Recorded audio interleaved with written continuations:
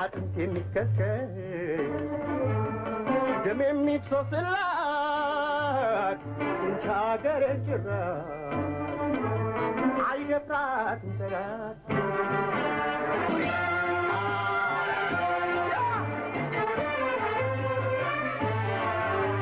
አጥንት የሚከስከስ ደም የሚፍሰስላት እንቻ ሀገር ጭራ አይደፍራትም ጠላት ፕሪቶሪያ ስምምነት ትግራይ ውስጥ ያለውን ችግር ለመፍታት 1 2 3 ብሎ የሚከናወኑ ነገሮች ተቀምጦ እሱ ስራ ተጀምሮ ነበር። ቲፒኤልኤፍ የኢትዮጵያ መንግስት ለመጣል ሁላችንም እንደምናስታውሰው ደብረሲና ድረስ ደርሶ ነበር።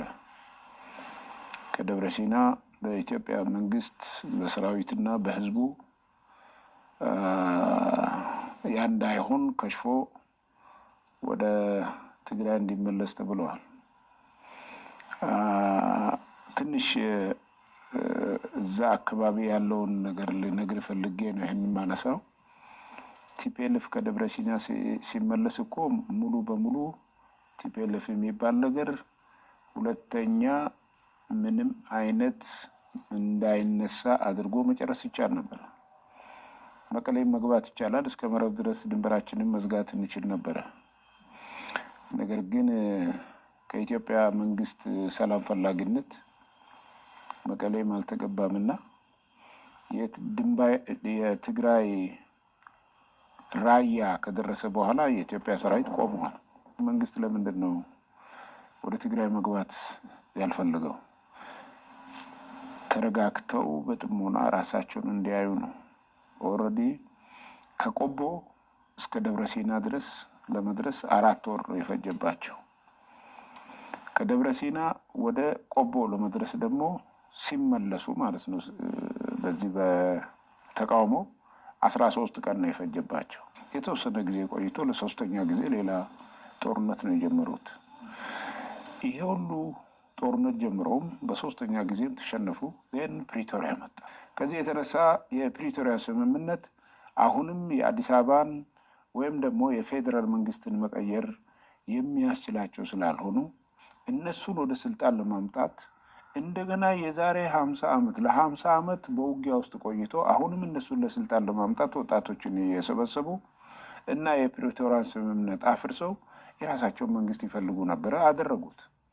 በግልጽ የፕሪቶሪያ ስምምነት ፈርሷል ብለው አውጀው ጽምዶ የሚባል ፈጥረው ከዛ በኋላ የኢትዮጵያ መንግስትን አሁንም በጦርነት ገጥመን እናሸንፋለን ብለው ለዚህ ለጦርነቱ ዝግጅት ይመቸናል የሚለውን የሻዕቢያን የገፈፋ የአፈሳ እቅድ ወይም ደግሞ ህግ ወደ ትግራይ አምጥተው እሱን አበልጽገው በሚገባ በትግራይ ላይ አውጀዋል።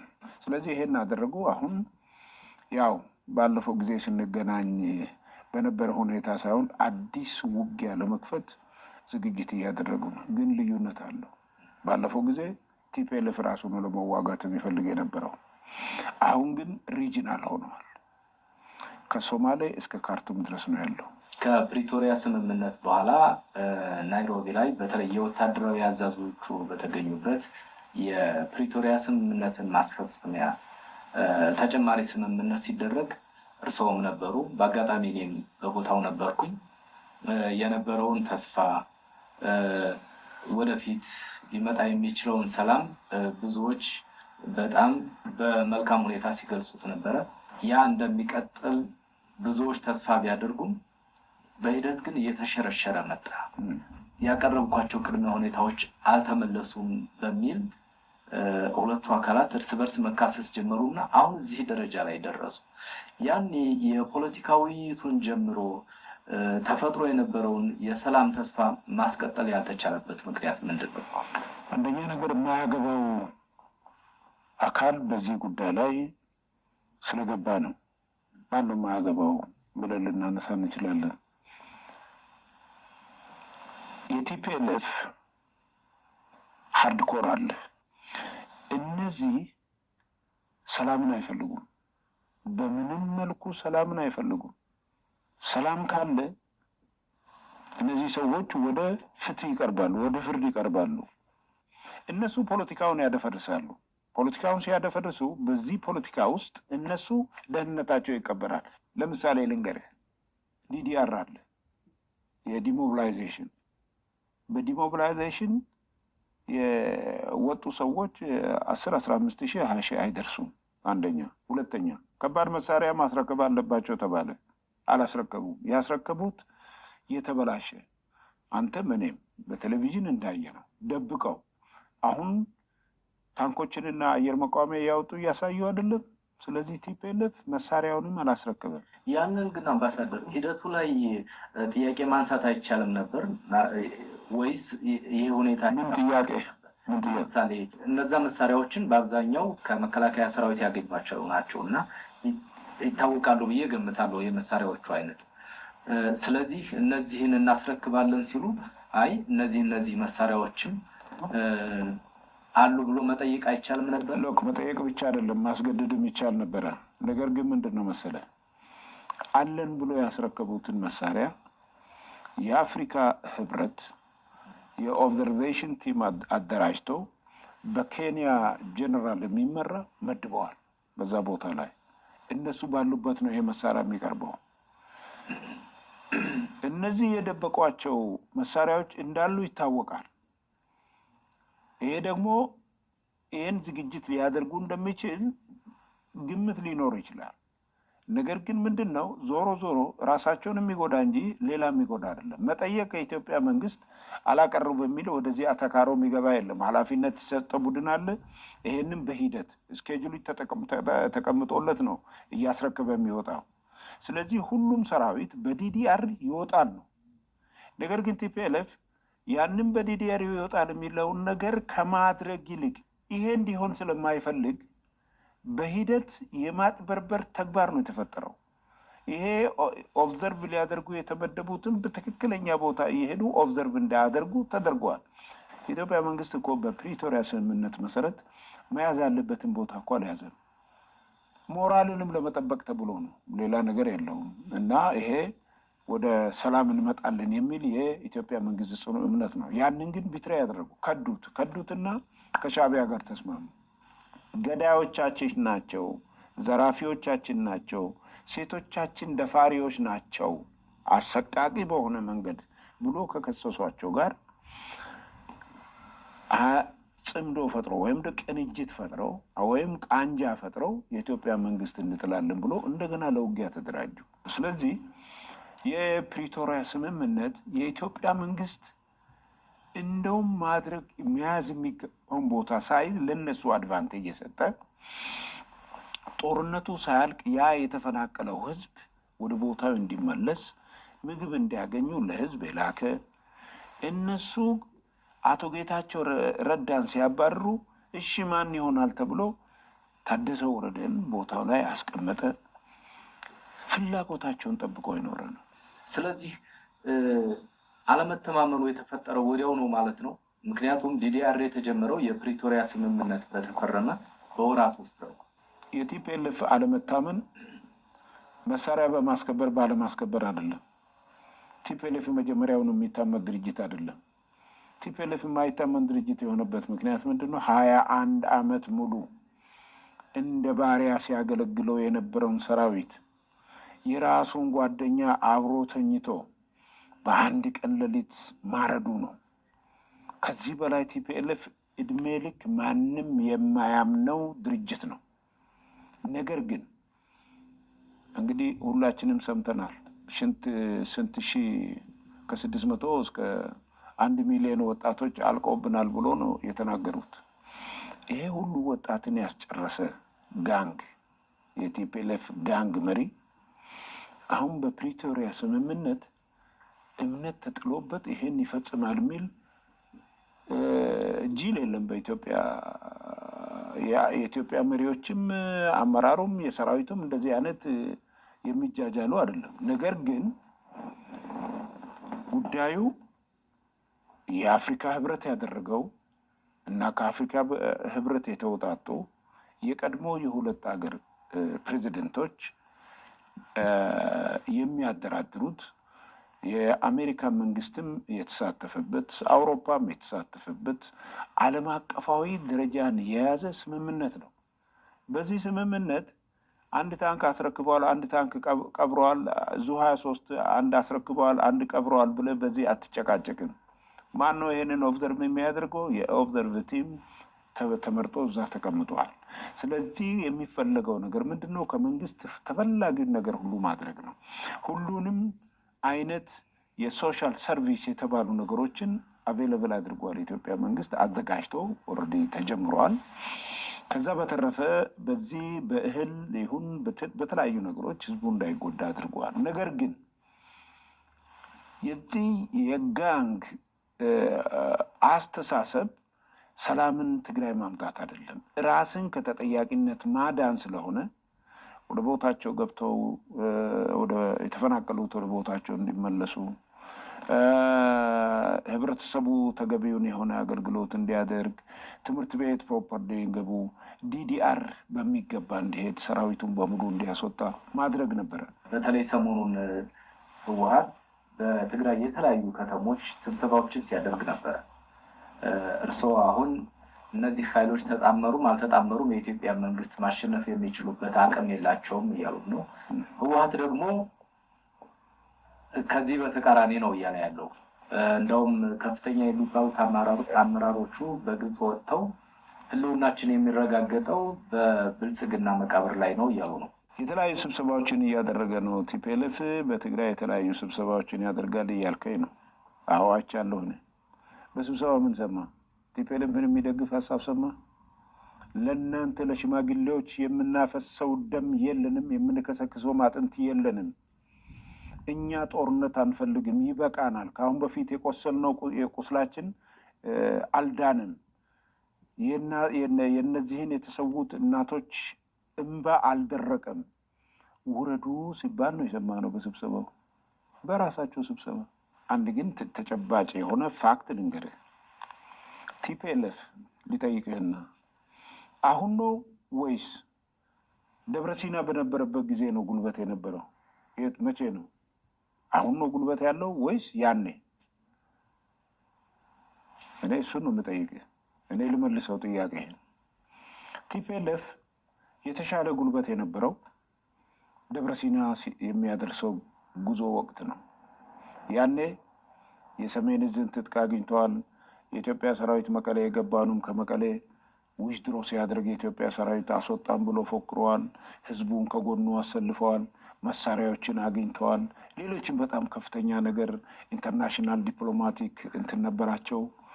ምንድነው ድጋፍ ነበራቸው። ትላልቆቹ የአውሮፓና ዌስተርን የተባሉትም ከነሱ ጎን ነው የነበሩት። በቃ የኢትዮጵያ መንግስት አለቀለት ተብሎ ልክ እንደ ዘንዶ ቅድም እንዳልኩ ተዘርግቶ የነበረ ነው። ያኔ ጉልበት ነበረው። ኮት አንኮት ጉልበቱን ከኢትዮጵያ ጋር ስታወዳድረው ማለት ነው። ያኔ ይሄን ጉልበት ይዞ ተጠራርጎ ወደ ነበረበት ተመለሰ። ያውም ይቅርታ ተደርጎለት አንገባም ከአንተ ጋር፣ እኛ መቀሌም ይሁን መረብን መግባት እንችላለን፣ እስቲ ፎይታ ፍጠር፣ ተረጋጋ፣ ሰው አስጨረስክ፣ ወጣት አስጨረስክ። ቲፒኤልኤፍ ነው ያለውን ጉልበት ያኔ 270 ሺህ እንደተባለው 270 ሺህ ሊኖረው ይችላል። አሁን እኮ 30 ሺህ የለውም። አሁን እኮ ህዝብ አይደግፈውም። ነገር ግን የገንዘብ ምንጫቸው ግብጽ ነው። የግብጽ መንግስት ነው የገንዘብ ምንጫቸው። የግብጽ ስም በተደጋጋሚ ይነሳል። ይህን እንዴት ማረጋገጥ ይቻላል? እኔ ከቢቢሲ የዚህ አይነት ጥያቄ መጠየቄ በጣም ገርሞኛል። በጣም ነው የሚገርመኝ። ምክንያቱም ከእናንተ በላይ ኢንፎርሜሽን ያለው የለም። ላስታውስ፣ ረስታችሁት ከሆነ በሙርሲ የፕሬዚደንትነት ዘመን በአደባባይ ኢትዮጵያን እንዴት አድርገን እናጠፋለን የሚል በግልጽ ላይቭ ነው የሰማነው። እናንተም ሰምታችኋል። ከዛ በተረፈ በኢትዮጵያና በግብጽ መካከል ምን እንደሚያጨቃጭቃቸው ታውቃለህ። ሶስተኛው ፕሬዚደንት ኢሳያስ በቃሉ በራሱ ግብጽ እኛን ስትረዳ የነበረው እኛ የኤርትራ ምንድነው ስትረዳን የነበረው ኤርትራ ነፃነቷን አግኝቶ መንግስት እንድትመሰርት ሳይሆን የኢትዮጵያ ቅሳነት እንድታጣ መረጋጋትን እንድታጣ ለማድረግ ነበረ በአፉ ነው የተናገረው። እርዳታ ሲሰጠው እንደነበረ ግብፅ ሁሉንም የኢትዮጵያን ድርጅቶች ቲፒኤልኤፍንም ኦላንም ትደግፋለች።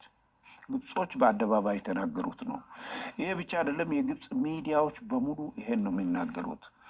ስለዚህ ከኋላ ፋይናንስ የሚያደርግ ትጥቅም ምንድን ነው ታዲያ ከኤርትራ ጋር እየተመላለሱ የዚህ የሚሊተሪ ፓክ ምናምን አሰብን እንዲህ ያደርጋለሁ፣ ምጽዋን እንዲህ ያደርጋለሁ፣ በዚህ መንገድ እንዲህ ያደርጋለሁ፣ በዚህ ይወጣለሁ የሚል ነገር ምንድን ነው? ውጭ ጉዳይ ሚኒስትሩ ነ በየቀኑ የሚያደርጉትን ነገር እና የሚናገሩትን ነገር በየጊዜው አሁን እዚህ ሶማሊያ የሰላም አስከበር ብለው ሶማሊያ መግባት ፈለጉ። ምን ነው ዛሬ ሶማሊያ መግባት ፈለጉ? ሶማሊያ በ1990 ዓመተ ምህረት ነው የተበተነችው። እስከዛ ድረስ አባ ከና አላሏትም። ዛሬ አባይ ግድብ ከተጠናቀቀ በኋላ የሶማሌ ሰላም ማስከበር ይገባሉ ብላ እዚህ መንደፋደፍ ለምን መጣ? ምንድን ነው ምክንያቱ? ይሄ ለእንደናንተ ለእንደናንተ አይነት ጋዜጠኞች የስም ማጥፋት ነው የሚል ጥያቄ አይመጣም። ሎጂካሊም ያንተ አድርጋለህ። ፋክቱም በፕሬዚደንቱ በፓርላማቸው በውይይት የሰማ ነው ነገር እና በግልጽ የምናውቀው በቲፒኤልኤፍ እንደዚሁ በግልጽ የሚታወቅ ነገር ነው። ኢትዮጵያ ላለፉት 2-3 ዓመታት የባህር በር ይገባኛል የሚለው ጥያቄ እያነሳች ነው። አሁን የተፈጠረው ሁኔታ ኢትዮጵያ ከባህር በር ጥያቄዋ ጋር ጫና አይፈጥርም? የኤርትራ መንግስት ለምንድን ነው ቲፒኤልኤፍን ሊያጠፋው የሚፈልገውን ጠላት ወይም እባብ በኪሱ ሊይዝ የፈለገው? እንዲህ አይነት ጽምዶ የፈጠረው ከቲፒኤልኤፍ ጋር ምንድን ነው? ቲፒኤልኤፍን ወዶ አይደለም። ቲፒኤልኤፍን የሚፈልገውን ነገር ያደርግልኛል ብሎ አይደለም። ቲፒኤልኤፍ አሁን የሚፈልገውን ነገር ካላደረገለት ራሱም ያጠፋዋል ቲፒኤልኤፍን። ለምንድን ነው ቲፒኤልኤፍ ጋር እንደዚህ የሆነው? አሁን አንተ እንዳልከው የኢትዮጵያ መንግስት የባህር በር ያስፈልገኛል ብሏል። ይህን የባህር በር በሰላማዊ መንገድና በዲፕሎማሲያዊ መንገድ ካላገኘ ወደ ጦርነት መግባቱ ስለማይቀር ጦርነቱን የሚያደርገው ደግሞ በትግራይ በኩል ነው ወደ ኤርትራ የሚመጣውና በአፋር ዞን መፍጠር አለብኝ ነው። ኳሷ እዛው በውስጣቸው ይዋጉ። መቼም ትግራይን አልፎ ነው ወደ እኔ የሚመጣውና ይሄ ወደ ትግራይ እኔን አልፎ ወደ ትግራይ የሚመጣው እዛ ትግራይ ውስጥ ያለውን ጦርነት እስኪጨርስ ድረስ እኔ ደግሞ እዘጋጃለሁ። ያ የደከመው ወታደር ነው ወደ እኔ የሚመጣው፣ መከላከል ይችላለሁ ከሚል ስቱፒድ የሆነ ሞኝ የሆነ ካልኩሌሽን ነው። እንዲህ አይነት ካልኩሌሽን የሞኞች ካልኩሌሽን ነው። አንደኛ በአፋር ዞን ሊሆንለት አይችልም ትግራይ በፍጹም። በአፋር ዞን ማለት እንግዲህ እኛ ውስጥ ውጊያውን እኛ እንድናደርግ ነው ፍላጎቱ። ትግራይ ውስጥ ውጊያ እንዲደረግ ነው። በእርግጥ ቲፒኤልኤፍ ወደ መጨረሻ ወደ ውጊያ ከሄደ ውጊያ የሚደረገው ትግራይ ውስጥ ነው። እሱ ግን አይቆይም። ስለዚህ ምንድን ነው ይሄ የአሰብ ጉዳይ በጉልበት የሚመጣ አይደለም። ማንኛውም ኢንተርናሽናል ኮሚኒቲ የሚያምነው ነው። አሁን የአባይንም ጉዳይ የባህር በር ጉዳይንም ስላነሳ እስኪ ቀጠናዊነቱ እንዴት ነው የሚገለጸው? በፊትም ውስጣዊ ይሁን እንጂ ቀጠናዊ ነው። ቀጠናዊ ሲባል ሳይዙ እንደ ድሮ አይደለም። ድሮ የነበረው ኤርትራ እና ኢትዮጵያ ነው። ኤርትራና ኢትዮጵያ ሲባል ደግሞ ኤርትራ ትግራይ እንደ ሀገር ስለማልቆጥሮ ነው ኢትዮጵያ የምልህ ያለሁት። ትግራይ ውስጥ የተፈጠረው ጦርነት ኤርትራንም ኢትዮጵያንም ኢንቮልቭ እንዲያደርጉ አድርገዋል። ኢንፋክት በዛን ጊዜም የሱዳን መንግስት ኢንቮልቭ አድርገዋል። የሱዳን መንግስት ኢንቮልቭ ያደረገው በምንድን ነው? እኛ በዚህ ጦርነት ከቲፒኤልኤፍ ጋር ጦርነት በነበረበት ሰዓት እዚህ በሁመራ አካባቢ የነበረን የእኛን መሬት ገብቶ ይዘዋል። የኦፖርቹኒቲውን በመጠቀም ገብቶ ይዞ ነበረ። ይሄ ደካማነትን እያየህ ከጎረቤት የሚመጣብህን ጥቃት አይነት ነገር ነው የነበረው። እኛ ያን ጊዜ ኢግኖር አድርገነው ትተነዋል። ከዛ በኋላ ይሄ ነበረ። ይሄ አሁን ወደ የተሰፋ ሱዳን የዛ አይነት ነገር ሳይሆን ሙሉ በሙሉ ገባች። ከዛ በኋላ ኤርትራ ሙሉ በሙሉ ገባች። ከዚህ በኋላ ምንድን ነው የሚሆነው? ደቡብ ሱዳን አለ። ይሄ ጉዳይ ወደ ደቡብ ሱዳንም ይሄዳል፣ በኔጌቲቭም በፖዚቲቭም። ደቡብ ሱዳን ነው እንደዚህ አይነት ነገር መቆም አለበት ትላለች። ኬንያ አለ። ኬንያ ይሄ ብቻ አይደለም፣ በአደራዳሪነት ትገባለች። ጅቡቲ አለች። ጅቡቲ እንደ መንግስት ከኤርትራ ጋር በድንበር ላይ እስካሁን ድረስ ኤርትራኖች መሬታቸውን ይዘው ያልሰጡት አለ። ይሄም ጅቡቲ በዚህ ጦርነት ውስጥ ያስባል። በጦርነቱ አትሊስት በአደራዳሪነትም ይገባሉ። እዚህ ደግሞ ሶማሊያ ውስጥ አልሸባብ አለ። ግብጾች ወደዚህ ይገባሉ። የሶማሊያ መንግስት ወደዚህ ገብቶ የኢትዮጵያ መንግስት የሚወጋ አይነት ቴንደንሲ ባይታይም እነዚህ ግብጾች እዚህ ከገቡ አልሸባብ ደግሞ ወደ ኦጋዴን በመግባት የኢትዮጵያ መንግስት ሰራዊት እንዲለጠጥና ከዛ አቅሙ የሳሳ ሆኖ በሁሉም ቦታ ሊጠቃ እንዲችል በማድረግ ለመፍጠር እንዲህ አይነት አሰላለፍና ላንድስኬፕ ነው ያለው። የዚህ ጂኦፖለቲክሱ ወታደራዊ ሁኔታው ላንድስኬፑ ይሄ ነው፣ ገጽታው ይሄ ነው የሚሆነው። ስለዚህ ከዚህ ተነስተን ነው ቀጠና የሚባለው። የዚህ ቀጠና ማስተር ማይንድ ግብጽ ናት። ይሄ ማንም ያውቃል፣ ማንም ነው የሚያውቀው። ስለዚህ ይሄ ቀጠናዊ ነው በሚባልበት ጊዜ ለምሳሌ የሆነ ጦርነቱ ከተነሳ እኮ ስደት ይኖራል። ወደ ኬንያም የሚሰደድ ይኖራል፣ ወደ ጅቡቲም የሚሰደድ ይኖራል፣ ወደ ደቡብ ሱዳን የሚሰደድ ይኖራል፣ ወዘተርፈ። ዝም ብሎ የሚቀመጥ ስደት በራሱ እነዚህ መንግስታቶች ላይ የሚፈጥረው ነገር አለ። ሁለተኛ ጦርነቱ እዛው አይቀርም። በዚህ አካባቢ ያለ ጦርነት በእያንዳንዱ ጎረቤት ሀገሮች ላይ በልማቱም በቱሪዝሙም በሌሎች ነገሮች ላይ ኢንፍሉዌንስ ይኖረዋል፣ ቀጠናዊ ይሆናል። ሶስተኛው እነዚህ አሁን ያሉት ሱዳን በራሱ ጦርነት ውስጥ ነው ያለው። ልብ አድርግ። የሱዳን ጦርነት ውስጥ በራሱ ጦርነቱ ሳይጨርስ ሌላ ተጨማሪ ከኢትዮጵያ ጋር ያለ ጦርነት በሚመጣበት ጊዜ አውቶማቲካሊ የሱዳን መንግስት የሚባለው አሁን ከአርኤስኤፍ ጋር የሚዋጋው ይጠፋል። ምክንያቱም ከኢትዮጵያ መንግስት ጋር ጦርነት ከከፈተ የኢትዮጵያ መንግስት ቱ ዘ ማክሲመም ያለውን አቅም ተጠቅሞ በአጭር ጊዜ መፍጨት ነው፣ መጨረስ ነው የሚፈልገው ውጊያ ነው። እንደባለፈው ጊዜ እያንዛዛ ከአንድ ቦታ ወደ ሌላ ቦታ አቅም እስክትገነባ ድረስ እያፈገፈግ የምትሄድበት አይነት ሁኔታ አሁን የለም። ጀመርክ፣ በአጭር ጊዜ ውስጥ ጨርሰ መሄድ ነው። ቴክኖሎጂ ነው አሁን ያለው። ምሽግ ይዘህ ምሽግ ለምሽግ የምትዋጋበት ወቅት አይደለም። ስለዚህ የሱዳን መንግስት በዛ አይነት መንገድ የሚፈጣበት ኢምፓክቱ ይሄ ነው። የኤርትራ መንግስትም ከዋንስ ጦርነቱ ከተነሳ በኋላ የኤርትራ መንግስት የሚባል አይኖርም። ይሄን መታወቅ አለበት። ሶ ጂኦግራፊውም ይቀየራል። ፎር ዛት ማተር መንግስቶች ይቀየራሉ፣ ጂኦግራፊውም ይቀየራል። ዝም ብሎ አይነት አይደለም፣ በቀጠናው ማለት ነው። የአገራት ድንበር ይቀያየራሉ ማለት ነው። የስ እሱንም ኢምፓክት ሊፈጥር ይችላል።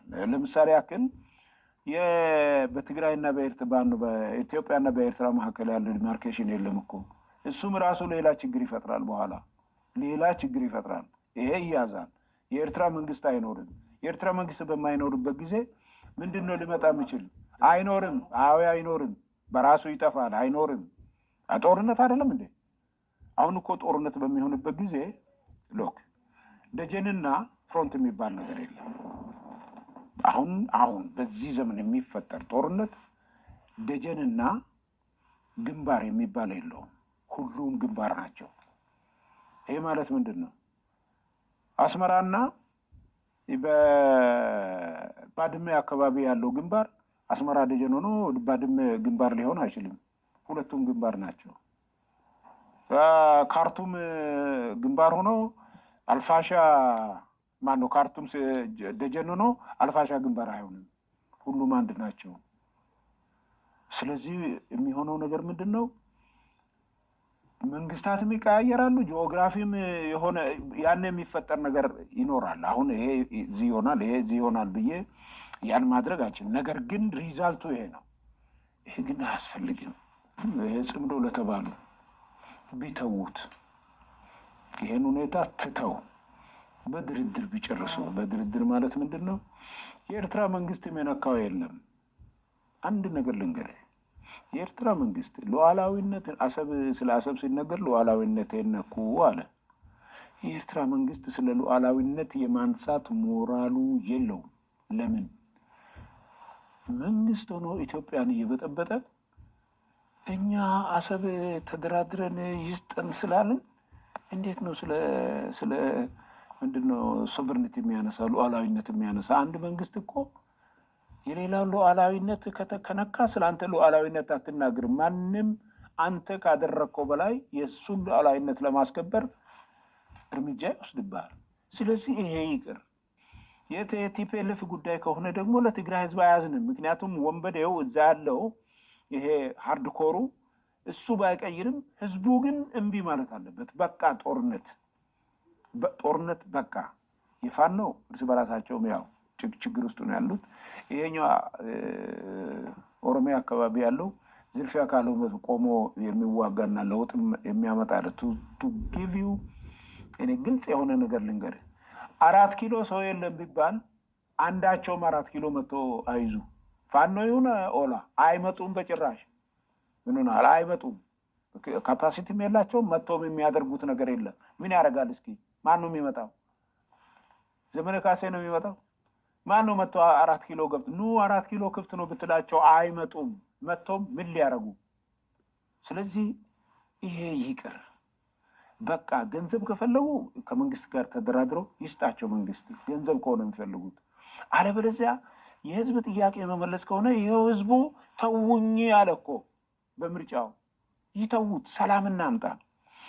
ሰላም ካልመጣ አሁን መጨረሻው መጨራረስ ካልሆነ በስተቀር ውጤቱ አሸናፊ ተሸናፊ የሚባል ነገር የለውም። አጥንት የሚከስከስ ደም የሚፍሰስላት እንቻ ሀገር ጭራ አይደፍራትም ጠላት